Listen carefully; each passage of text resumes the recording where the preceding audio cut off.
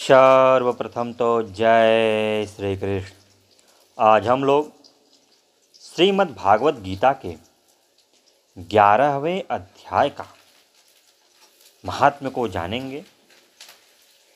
यह कथा बड़ी ही मार्मिक है, धार्मिक है और आध्यात्मिक है। इस कथा को बड़े ही ध्यान से आप सुनें, क्योंकि किसी भी कथा को ध्यान लगा के सुनने पर ही उस कथा का सार समझ में आता है और आनंद आता है। तो कथा को सुनते हैं। देखिए, श्री महादेव जी कहते हैं, प्रिय, गीता के वर्णन से संबंध रखने वाली कथाएं एवं विश्वरूप अध्याय के पावन महात्म्य को श्रवण करो। विशाल नेत्रों वाली पार्वती इस अध्याय के महात्म्य का पूरा वर्णन नहीं किया जा सकता। इसके संबंध में सहस्त्रों कथाएं हैं। उनमें से एक यहाँ कही जाती है। प्रणीता नदी के तट पर मेंघकर नाम से विख्यात एक बहुत बड़ा नगर है। उसके प्राकार, चार दीवारी और गोपुर द्वार बहुत ऊंचे हैं। वहाँ बड़ी बड़ी विश्रामशालाएं हैं, जिनमें सोने के खम्भे शोभा दे रहे हैं। उस नगर में श्रीमान, सुखी, शांत, सदाचारी तथा जितेंद्री मनुष्यों का निवास है। वहाँ हाथ में शांग्य नामक धनुष धारण करने वाले जगदीश्वर भगवान विष्णु विराजमान हैं। वे परब्रह्म के साकार रूप हैं।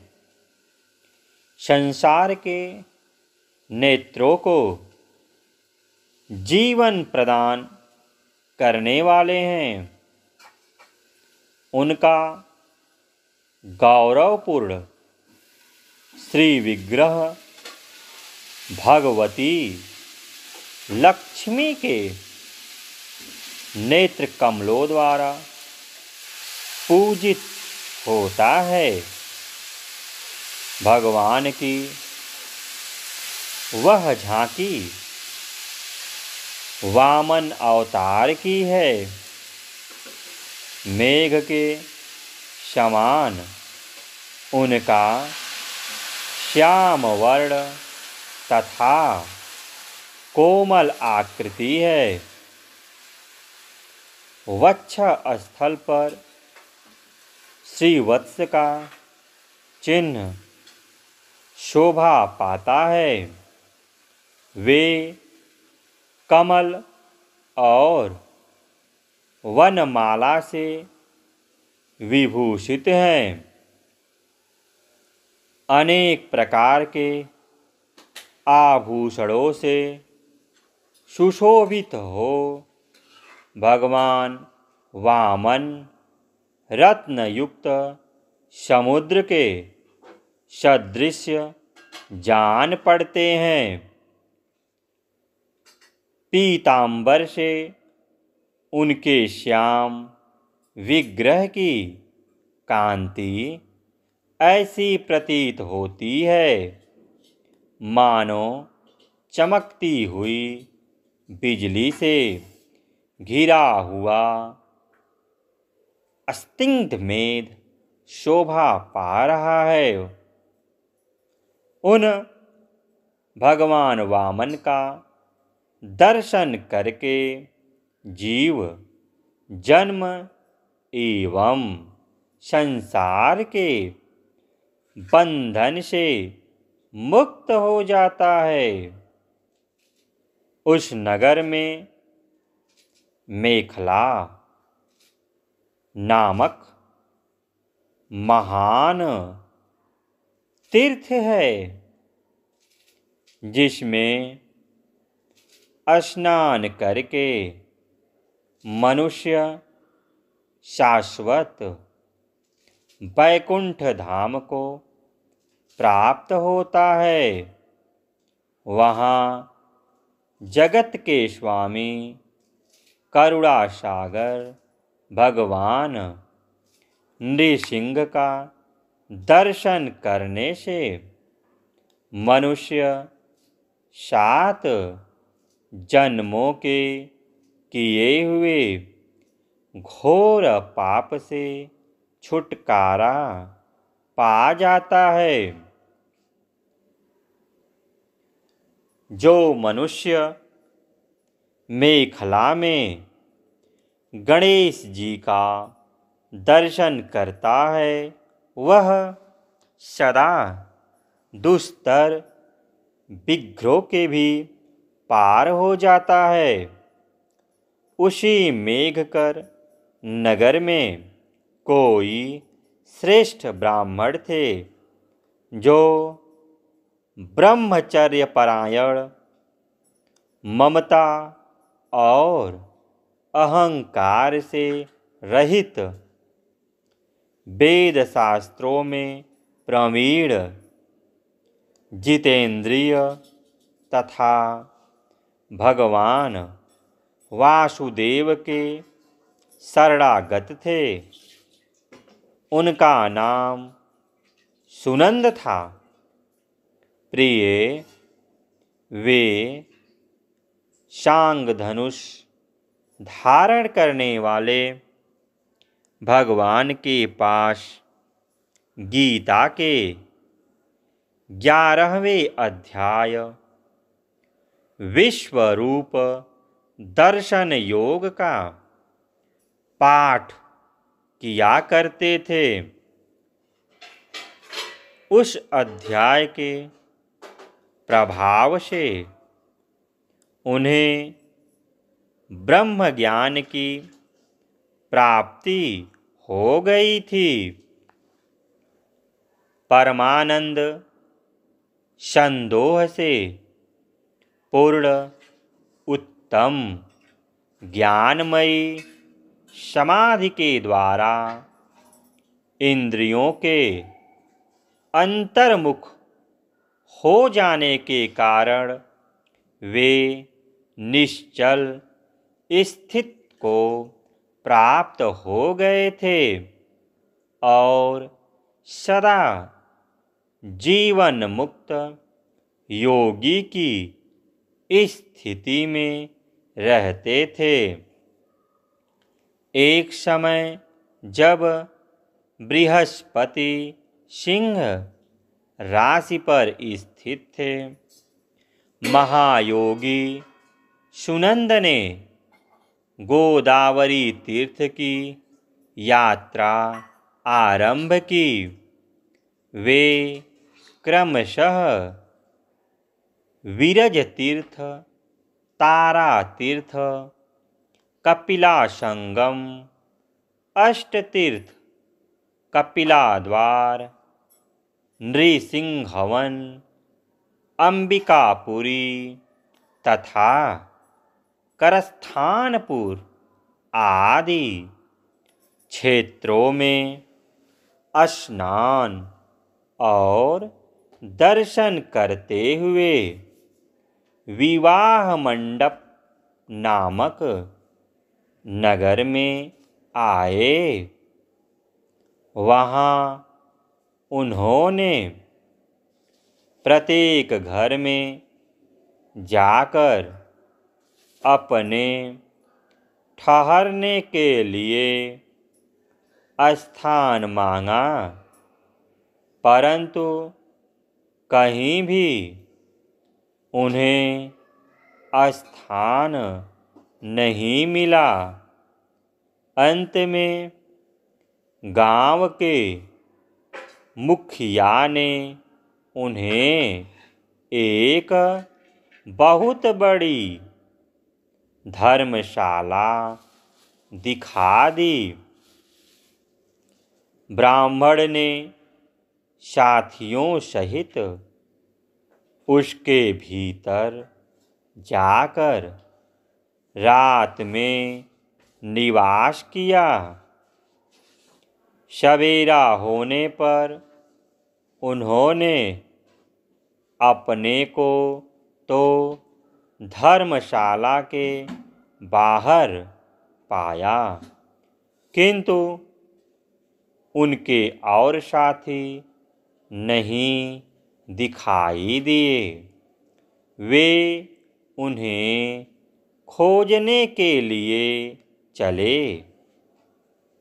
इतने में ही ग्रामपाल मुखिया से उनकी भेंट हो गई। ग्रामपाल ने कहा, मुनि श्रेष्ठ, तुम सब प्रकार से दीर्घायु जान पड़ते हो। सौभाग्यशाली तथा पुण्यवान पुरुषों में तुम सबसे पवित्र हो। तुम्हारे भीतर कोई लोकोत्तर प्रभाव विद्यमान है।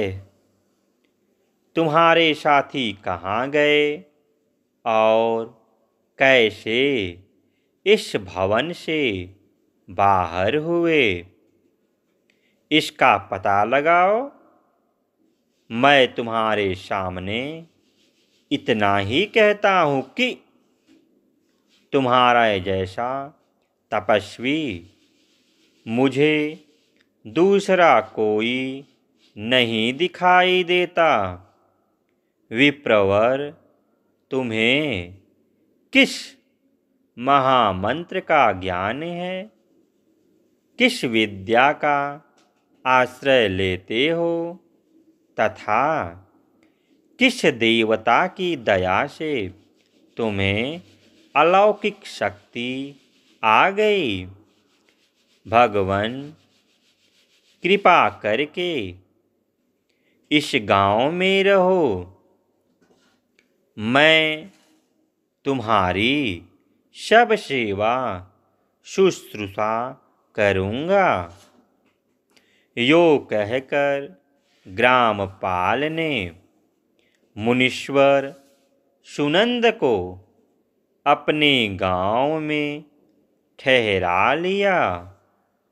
वह दिन रात बड़ी भक्ति से उनकी सेवा टहल करने लगा।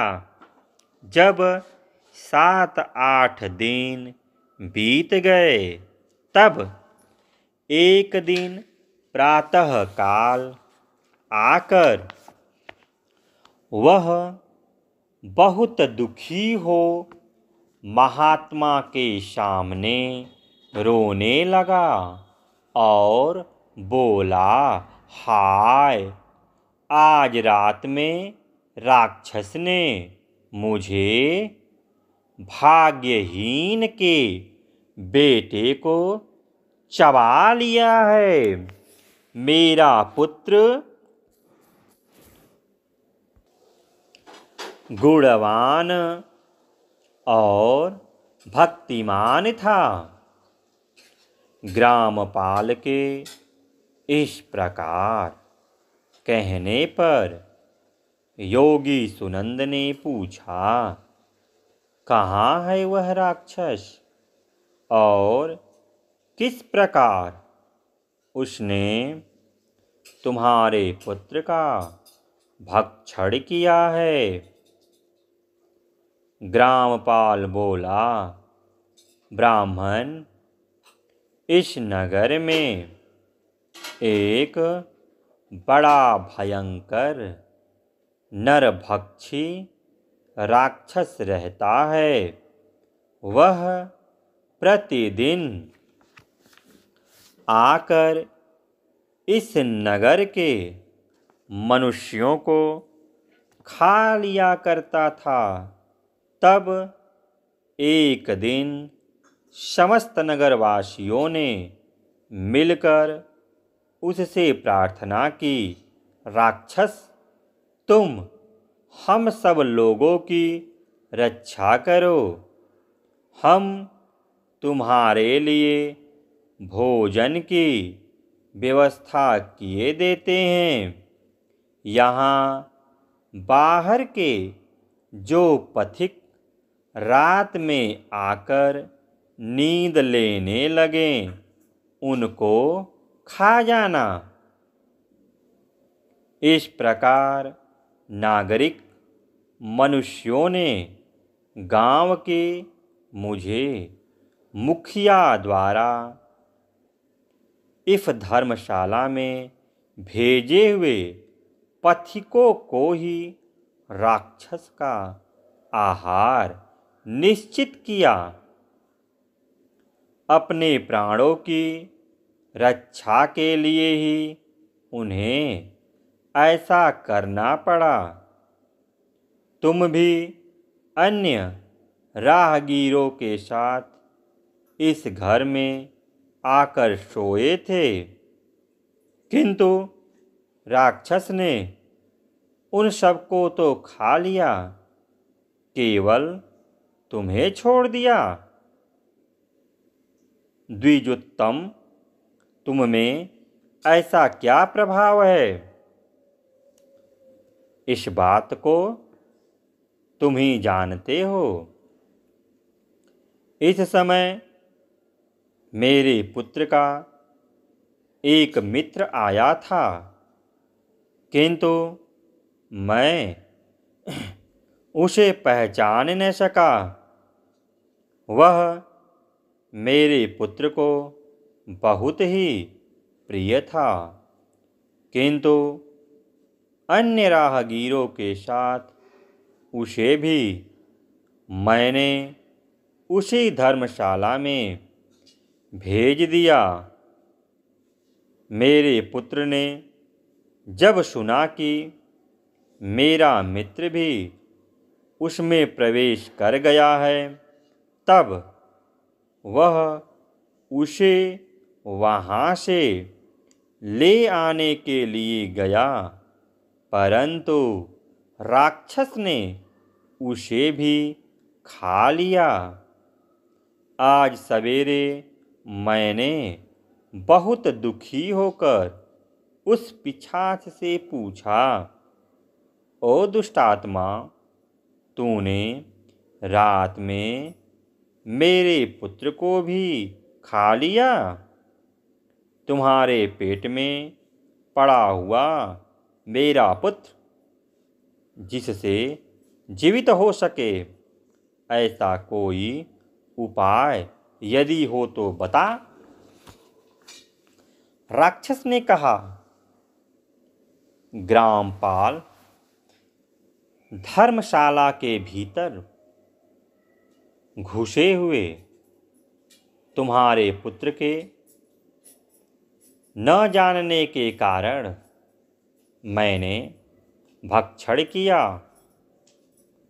अन्य पथिकों के साथ तुम्हारा पुत्र भी अनजाने में ही मेरा भोजन बन गया।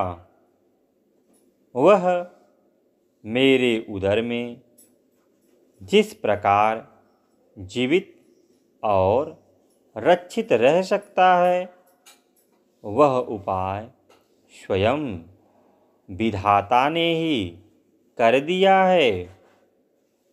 जो ब्राह्मण सदा गीता के 11वें अध्याय का पाठ करता हो, उसके प्रभाव से मेरी मुक्ति होगी और मरे हुए को पुनः जीवन प्राप्त होगा। यहाँ कोई ब्राह्मण रहते हैं जिनको मैंने एक दिन धर्मशाला से बाहर कर दिया था। वे निरंतर गीता के 11वें अध्याय का जप किया करते हैं। इस अध्याय के मंत्र से 7 बार अभिमंत्रित करके यदि वे मेरे ऊपर जल का छींटा दे दे तो निसंदेह मेरा शाप से उद्धार हो जाएगा। इस प्रकार उस राक्षस का संदेश पाकर मैं तुम्हारे निकट आया हूँ। ब्राह्मण ने पूछा, ग्रामपाल, जो रात में सोए हुए मनुष्यों को खाता है वह प्राणी किस पाप से राक्षस हुआ है? ग्रामपाल बोला, ब्राह्मण, पहले इस गांव में कोई किसान ब्राह्मण रहता था। एक दिन वह अगहनी के खेत की क्यारियों की रक्षा करने में लगा था। वहाँ से थोड़ी ही दूर पर एक बहुत बड़ा गिद्ध किसी राही को मारकर खा रहा था। उसी समय एक तपस्वी कहीं से आ निकले, जो उस राही को बचाने के लिए दूर से ही दया दिखाते आ रहे थे। गिद्ध उस राही को खाकर आकाश में उड़ गया। तब तपस्वी ने कुपित होकर उस किसान से कहा, ओ दुष्ट हलवाए, तुझे धिक्कार है। तू बड़ा ही कठोर है और निर्दयी है। दूसरे की रक्षा से मुंह मोड़कर केवल पेट पालने के धंधे में लगा है। तेरा जीवन नष्ट प्राय है। अरे, जो चोर, दाढ़ वाले जीव, सर्प, शत्रु, अग्नि, विष, जल, गिद्ध, राक्षस, भूत तथा बेताल आदि के द्वारा घायल हुए मनुष्यों की शक्ति होते हुए भी उपेक्षा करता है, वह उनके वध का फल पाता है। जो शक्तिशाली होकर भी चोर आदि के चंगुल में फंसे हुए ब्राह्मण को छुड़ाने की चेष्टा नहीं करता, वह घोर नरक में पड़ता और पुनः भेड़िए की योनि में जन्म लेता। जो वन में मारे जाते हुए तथा अपने यहाँ गिर गया, वह घोर नरक में जाता है और पुनः भेड़ियों की योनि में जन्म लेता है। जो वन में मारे जाते हुए तथा गिद्ध और व्याघ्र की दृष्टि में पड़े हुए जीव की रक्षा के लिए छोड़ो छोड़ो की पुकार करता है, वह परम गति को प्राप्त होता है। जो मनुष्य गौओं की रक्षा के लिए व्याघ्र, भील तथा दुष्ट राजाओं के हाथ से मारे जाते, वे भगवान विष्णु के उस परम पद को पाते हैं जो योगियों के लिए भी दुर्लभ है। सहस्त्र अश्वमेघ और 100 वाजपेय यज्ञ मिलकर शरणागत रक्षा की 16वीं कला के बराबर भी नहीं हो सकते। दीन तथा भयभीत जीव की उपेक्षा करने से पुण्यवान पुरुष भी समय आने पर कुंभीपाक नामक नरक में पकाया जाता है। तूने दुष्ट गिद्ध के द्वारा खाए जाते हुए राही को देखकर उसे बचाने में समर्थ होते हुए भी जो इसकी रक्षा नहीं की, इससे तू निर्दयी जान पड़ता है, अतः तू राक्षस हो जा। हलवाहा बोला, महात्मन, मैं यहाँ उपस्थित अवश्य था, किंतु मेरे नेत्र बहुत देर से खेत की रक्षा में लगे थे, अतः पास होने पर भी गिद्ध के द्वारा मारे जाते हुए इस मनुष्य को मैं नहीं जान सका। अतः मुझ दीन पर आपको अनुग्रह करना चाहिए। तपस्वी ब्राह्मण ने तब बोला, जो प्रतिदिन गीता के 11वें अध्याय का जप करता है, उस मनुष्य के द्वारा अभिमंत्रित जल जब तुम्हारे मस्तक पर पड़ेगा, उस समय तुम्हें शाप से छुटकारा मिल जाएगा। यह कहकर तपस्वी ब्राह्मण चले गए और वह हलवाहा राक्षस हो गया। अतः द्विजश्रेष्ठ, तुम चलो और 11वें अध्याय से तीर्थ के जल को अभिमंत्रित करो, फिर अपने ही हाथ से उस राक्षस के मस्तक पर उसे छिड़क दो। ग्रामपाल की यह सारी प्रार्थना सुनकर ब्राह्मण का हृदय करुणा से भर आया। वे बहुत अच्छा कहकर उसके साथ राक्षस के निकट गए। वे ब्राह्मण योगी थे। उन्होंने विश्वरूप दर्शन नामक 11वें अध्याय से जल अभिमंत्रित करके उस राक्षस के मस्तक पर डाला। गीता के 11वें अध्याय के प्रभाव से वह शाप से मुक्त हो गया।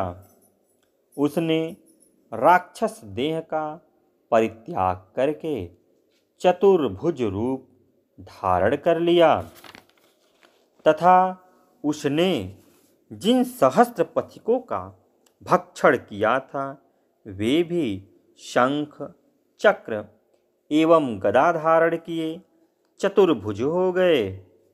तत्पश्चात वे सभी विमान पर आरूढ़ हुए। इतने में ही ग्रामपालन ने राक्षस से कहा, निशाचर, मेरा पुत्र कौन है? उसे दिखाओ। उसके यो कहने पर दिव्य बुद्धि वाले राक्षस ने कहा, ये तो तमाल के समान श्याम, 4 भुजाधारी, माणिक्यमय मुकुट से सुशोभित तथा दिव्य मणियों के बने हुए कुंडलों से अलंकृत हैं।